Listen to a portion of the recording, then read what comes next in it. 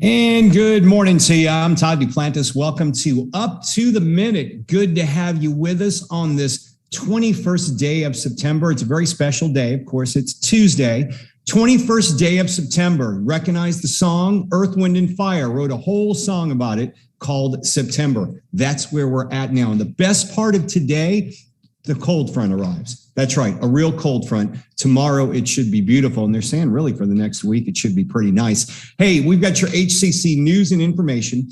Got some an HCC guest coming up. Also, it's Tasty Tuesday. More on that in just a moment. But Dr. Tony Ray of Sutherland joins me on this 21st day of September. Tony? Yes, I do. And the weather looks kind of interesting out there. It's kind of like, I have these windows on either side of me so I can see what is happening outside. And it looks a little dull, but I am waiting for that cold front. Well, it's a sauna out there, a sweat bath. Take my word for it. I was out around 6:30 this morning, and it is brutally humid. Ooh. Houston in September should change a lot. So looking forward for the next couple of days. Hey, we're back on HCCTV. You can watch the rebroadcast of the show at noon and 5 p.m. every day. Of course, we're live every morning on Facebook Live and YouTube and across social media, Tony. Absolutely. And you can find us, look for Houston Community College District on Facebook, not the Facebook, but Facebook. We got through that yesterday. It's not yes, Facebook. Facebook. Facebook, YouTube, LinkedIn, Twitter, Instagram, and all over the place. That's right. Okay. We'll check in with you in a little while, Tony, because you're going to be talking with this guest I'm about to introduce, Dr. Laura Williamson. She's the program director with the West Houston Institute. She's over something called the Collaboratorium. Good morning, Laura. Good morning. We're looking forward to hearing all about the Collaboratorium. You've been on here before. It's a fascinating place. If you haven't been there yet, we are going to give you a glimpse inside and hear what's going on out there. Okay, stick around, Laura. We'll check in with you in about 10 minutes or so. Right now, it is Tasty Tuesday, and we got a special guest. We're going to take you out to the original Max's Wine Dive. Been around since 2006. They're on Washington Avenue, just around the corner from where I am right now. Good morning to you. We're going to be speaking with Executive Chef David Dorger. Good morning, David. How are you? If we can get you to unmute your microphone on that camera there. There we go. I think you're up. Good morning. Good morning. How you doing? We're good. We're good. You guys are been around. It's hard to believe you guys have been around since 2006. That's quite some time and an accomplishment for a restaurant in Houston, because it seems like restaurants come and go, but Max's Wine Dive, you're a mainstay there on Washington. Max's has hung in really well throughout the years. We've been here for 15 years. First, this location opened in 2006. I went there years ago and been there a couple times specifically for one thing. And I'm not sure if you guys still have it on the menu, but it was a fried egg sandwich and it was just phenomenal. Is that still something you guys offer? Our fried egg sandwich is still on the menu. It's a huge seller for our brunches, which is one of our biggest times is Saturday, Sunday brunch. We do, the fried egg sandwich is one of our big sellers. It's phenomenal. Best fried egg sandwich ever. How did you guys seem to offer two things that Houstonians love, comfort food and wine. Who came up with the idea for that and thinking it was going to be the way to go?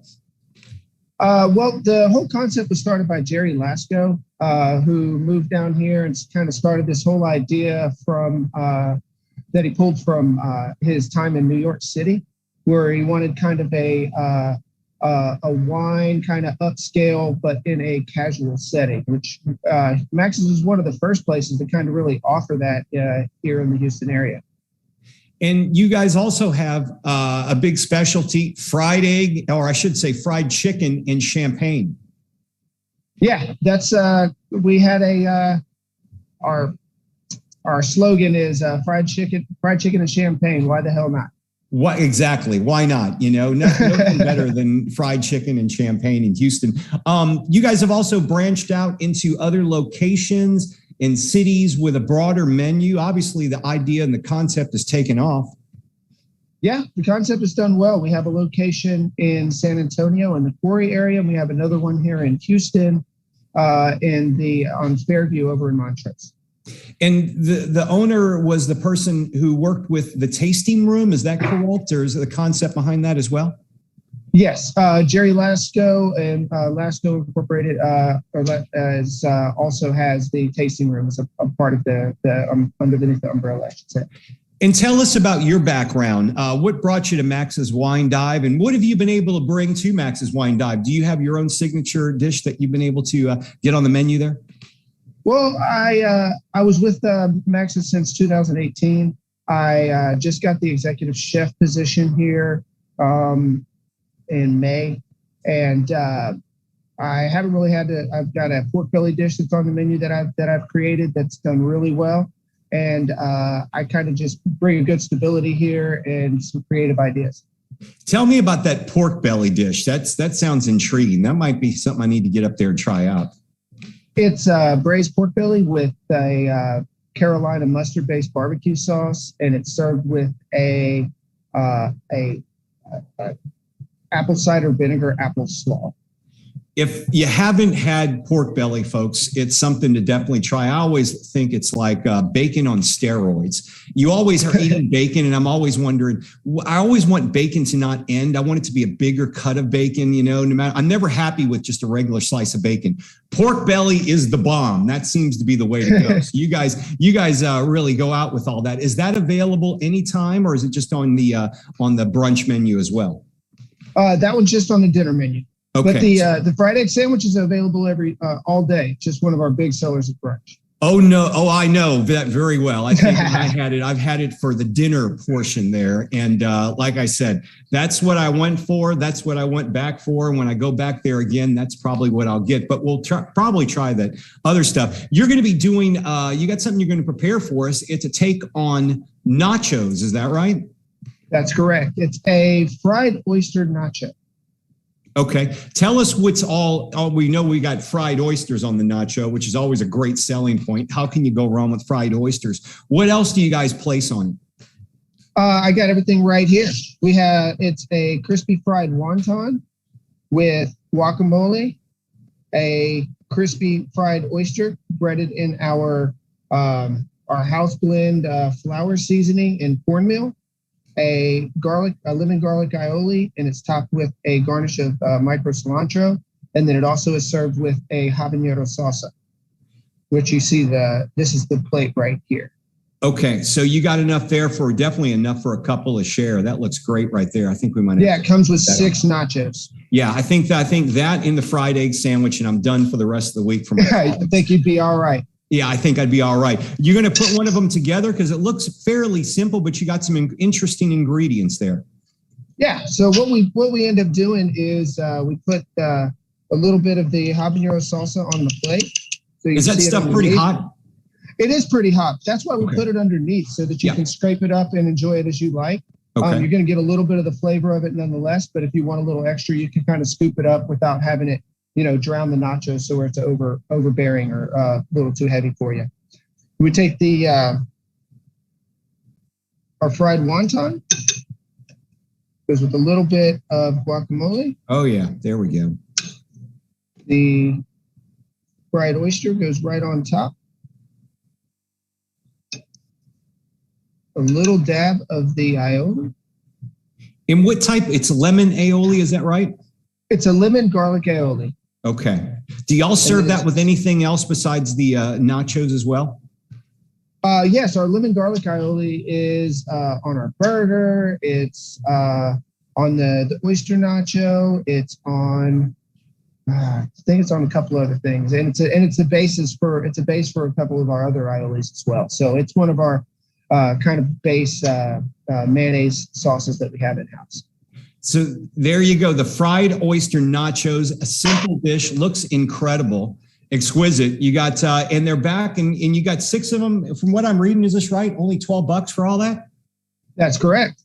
Yeah. And is that, you can get those at lunch and at dinner? You can get those just at dinner time. At dinner. Okay. Mm-hmm. So when you get there, ask for the fried egg sandwich, get one of the pork dishes, the pork belly dishes, and also the fried oysters. I think you got enough for 3 people there. Definitely. Oh, absolutely. David Dorger, the executive chef of Max's Wine Dives, and our Tasty Tuesday guest. Good to see you, David. Thanks for being here on the show. Oh, glad to be here. Thanks a lot. All right. Thank you.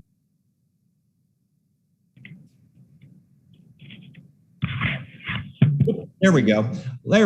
You might want to check them out, Max's Wine Dive. We're going to put some information in the social media post for the show to find out where they are. Okay, let's get back to our guest. Dr. Tony is going to join me now. And Tony, you're going to journey out to the West Houston Institute and the Collaboratorium.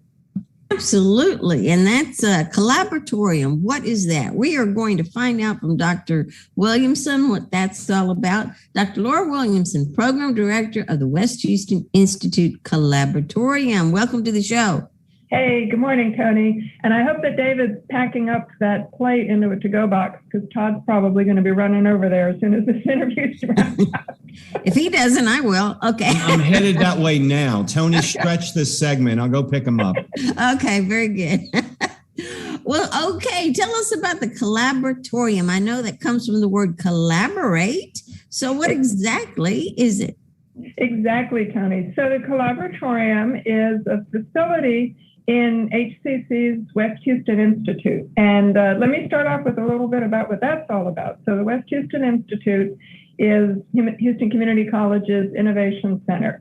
We're located out on the west side of town off Westheimer, right past Willcrest. And the Collaboratorium is a facilitated collaborative meeting center that we have that's part of our building here. It's a beautiful facility where groups can come in and work with a facilitator on any kind of collaborative work that they need to do.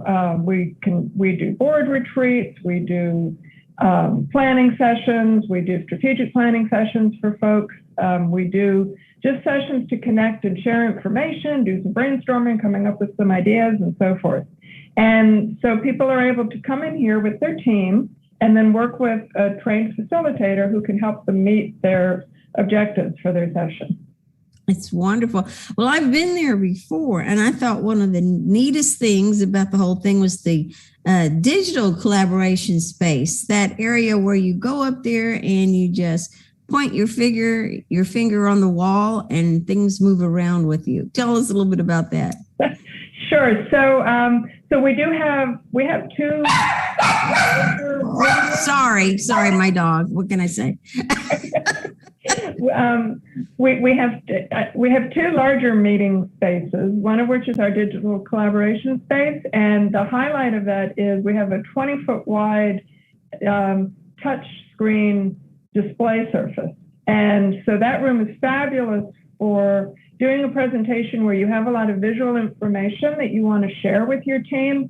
And then also we have the ability to use the touchscreen. So from anything as simple to just you're doing a PowerPoint and you just want to click on links, or you want to do a software demo up on the screen, all the way through. If we're doing some collaborative brainstorming, you can go up there and put your digital sticky notes up there, move them around, add stuff, draw, annotate, and so forth. So that's just part of the facility here. I think that's wonderful. So I know you have so many different areas and different ways to go about collaborating. We'll talk a little bit more about that, but I was just wondering, with collaboration, usually people are talking to each other and doing all this. How has COVID affected you? So, Tony, that's an excellent question.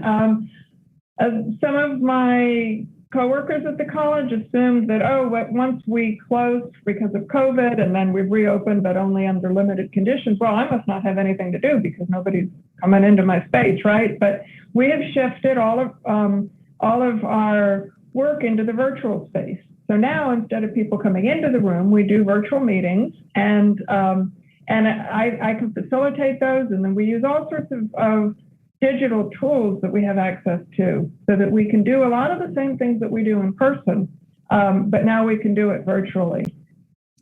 So what are some advantages and disadvantages of doing it virtually? So I think that the main thing with the virtual meeting, as I'm sure most of us have experienced over the last year and a half, is that you roll out of bed and turn on your computer and there you are, right? You don't have to drive, you don't have to drive across town. You don't even have to put on pants if you don't want to, and there you are. So it's definitely more convenient. It makes it easier for people to participate, and it makes it easier to include more and different people than you might otherwise, because it's so easy for people to connect. So I think that's one of the main advantages. Now, disadvantages are, as we know, this virtual format is just a little more challenging. It's harder to get people to participate. It's harder to get people to stay engaged throughout the time. And so we use a lot of strategies to try to make it as easy as possible for people. So we do a lot of interactive activities. We use virtual polling. We use virtual breakout groups and so forth, so that we try to make the experiences as engaging and inclusive as possible.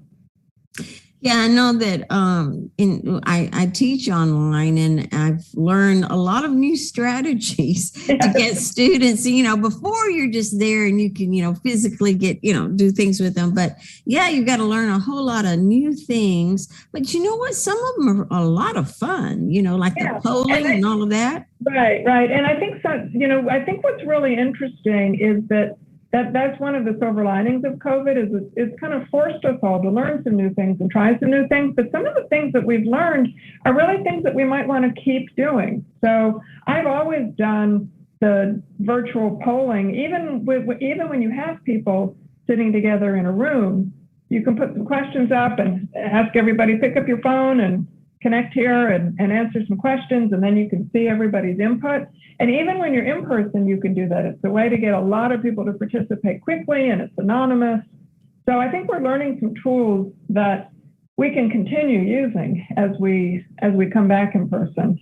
Oh, absolutely. I intend, when I do some face-to-face stuff, to use some of these other things. I think it's great. Yeah. Also, okay, now, well, I'm not saying we're over with COVID. We're still working with it, but we have a better chance of getting back together. So what are your plans for reopening? So here's where we are currently. We're currently physically open as a space that people can come and meet in person.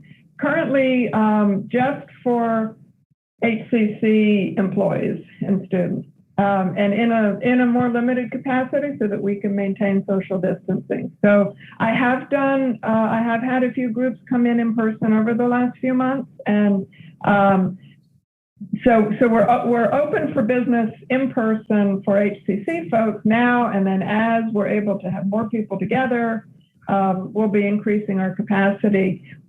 We currently don't have the ability to have outside groups come in and rent the space, but hopefully as the COVID situation gets better, we'll come back to doing that, because that's always been part of our operation, that local companies, businesses, nonprofits, school districts, and so forth can come in here and use the facility. And so we hope to be able to get back to that as soon as conditions let us. Well, I know they're planning for October 4th for the rest of the college to open up, I guess, completely. Maybe I shouldn't say that word, but more face-to-face. And right. If you were originally face-to-face, now you can really be. That's the plan, October 4th. Is that kind of what you guys are thinking? I haven't heard exactly what's going to change for us then. I know that we're bringing, right now the plan is to bring classes back in person. Some of the classes that are temporarily remote will be back in person. I haven't heard about what the policy will be for operations such as ours, but we'll be finding out. So if anybody's interested in coming in, they can get in touch with me, and then we can just work things out, once we have an idea of what the policies are. Now, I know you're planning on extending the reach of the collaboratorium. Tell us a little bit about that. Well, because this is such a great resource for the college and for the local community, the board approved a few years ago, the Board of Trustees approved building out additional collaboration spaces across the district, so that there'll be more of these sorts of places and staff members who can work with people, because Houston, Houston and our college is so geographically large. So we're currently building out a space up on the north side, and there's a couple of other facilities that we're considering to build out additional spaces. Well, I think the facility is so great because it doesn't matter. You collaborate so many ways. You collaborate virtually. When you're in person, you collaborate in small groups, in large groups, and sometimes you need whiteboards all over the place. Sometimes you need other digital things. And the thing that's so neat, and sometimes you just need a way to feed people and all that. Sometimes we don't think about all those different things that it takes to do things like that. And it seems like you guys have thought it all. Yeah, there's a lot of little details that have gone into the design and operation that really that really help support what folks are doing. And my goal, I always spend time working with the group leader ahead of time to find out exactly what they want to achieve. What are their objectives for getting this group of people together? And then everything we do is directed towards supporting them and helping them achieve their goals. And I think that's important to note too, that not only are you, is it a great facility, but you have facilitators, your own staff that are well trained in that area. Right. So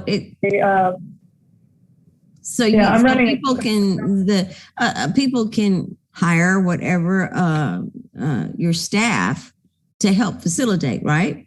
Right. I'm running a professional development program this fall with some folks from throughout the college to develop those facilitation skills more broadly within the college. And that is, that is part of our strategic plan, is building collaborative capacity and collaborative decision making. And so that's what we're all about, is providing that service and then helping build the skills so that more people have that capability. Well, that's wonderful. I can't wait to go back and put my finger on that thing and watch it go around and around. Thank you, Dr. Williamson. We really appreciate you being here. She is the program director of the WHI, or West Houston Institute Collaboratorium. Thank you. And we will have information about how you can get in touch with her and use the facility whenever it's open and all that kind of stuff for later at the end of the show. Okay, thanks so much, Tony. Great to see you. Good and to for see some you. strange reason, I'm thinking oysters for lunch today. Max's Wine Dive opens at like 11. They're open right now, Laura, so you can head that way. You got my juices flowing. Oh, no. There you go. And they don't call them Wine Dive for nothing either. Okay, so there you go. I'm still on the clock. I'm on the clock right now. You have a lunch hour. We'll let you go. All right, so we're going to move on to our HCC News and Announcements. Tony, free haircuts are back, and I know a lot of our staff take advantage of the free haircut program. They're being offered to staff and students only on Wednesdays at HCC Central's campus. It's walk-ins are welcome except during their lunch hour between noon and 1. Just show up at the JB Whiteley building, take your ID card, get a free haircut. Way to go. Help our students out, get some practice as well. Okay, also free, Zumba for kids. Absolutely. Our HCC instructor, Claudia Pena, is going to teach kids the Zumba. So that sounds like lots of fun. Wednesdays starting September. So it's already started. This is September. So it's Wednesdays at 4 p.m. So we'll give you information on how to sign up. Okay, you ever try to balance your time management and organizational skills? Trying to get organized? Well, we've got a workshop for you. It's a virtual workshop to help you succeed. 1 p.m., Thursday, September 23rd. That's this Thursday, by the way. Want a more effective way to get through those textbooks, learn to conserve time, and avoid procrastinationism. Yeah, that's a long word. With critical thinking, we'll have a link to register to that virtual workshop in the social media post after the show. I'm not sure that's a real word, but that's close. We know what it means. Yeah, why not? Procrastinationism. Yeah, I'm going to call it that. Okay, withstand Latin art during times of conflict. That's happening over at the Holocaust Museum, Tony. Absolutely. HCC instructor Angel Castellan. I should have had that name down by now. I repeated it so many times. Angel Castellan. There you go. And graduate Jacques Garcia, their work is being shown at the Holocaust Museum, and it's being curated by Honors College grad Gabriela Magana. And it's all this month. You've got till the end of this month to go see it. So don't wait. Yeah, 2 HCC students and one of our students, our former students, curated the exhibit. So it's HCC Connection. Okay, if you're looking at finding a major, maybe you have a major and you're looking for a career, we've got a career fair coming up. It's on Wednesday, October the 6th, 10 a.m. to 1 p.m. You can go to hccs.edu/CareerHub to register for it. Make sure you have your resume and be camera ready because many employers will be there to hire. We'll have information on that in the link that we post after this show. And if you're looking for laptops, we've got a deal for you. Absolutely. Either low cost or free. It depends. We've got a lot of laptops out there. So if you need laptops, Wi-Fi, software, all that kind of support for the fall, don't worry about it. We've got it for you. And we do have also, by the end of today, you can still register for Second Start. So if you're interested, go ahead and go. There is a place to sign up to get one of these either free or low-cost laptops. That's right. Okay. The Bedichek Orman auction needs your help. November 6th is the Bedichek Orman auction. They needs donated items and they want you to register to attend. The auction proceeds support professional development opportunities for HCC's faculty. That also impacts our students. We'll have check your emails for more information, and we'll have that in the social media post. And as Tony just mentioned, you can register for Second Start semester. The deadline was Sunday. Now it's been extended through the end of the day today. Classes started yesterday, so you need to register today. We also have means to help you pay for your college this semester, but you need to get registered to do so. And you can win a laptop. Why not? Register for online courses, hybrid courses. We're returning with in-person classes on October 4th. All that and more if you register today. Go to hccs.edu/now for all of your registration needs. Hey, tomorrow on the show, we've got HCC's new police chief joining us. Yes, Michael Benford, and he's going to talk to us about how to keep safe. We always need to know how to do that. Sometimes it's very difficult in this world, but he's going to help us with that. Yep. And we've also got Michael Farnham, who is a local cybersecurity expert. He runs the Houston Security Convention. That'll be interesting. He'll be on the show tomorrow. We've had him on a couple of our shows, and he's always a great guest. So make sure you join us tomorrow. Tony will be here. I'll be here. We're going to be live at 10 a.m. right here on Up to the Minute.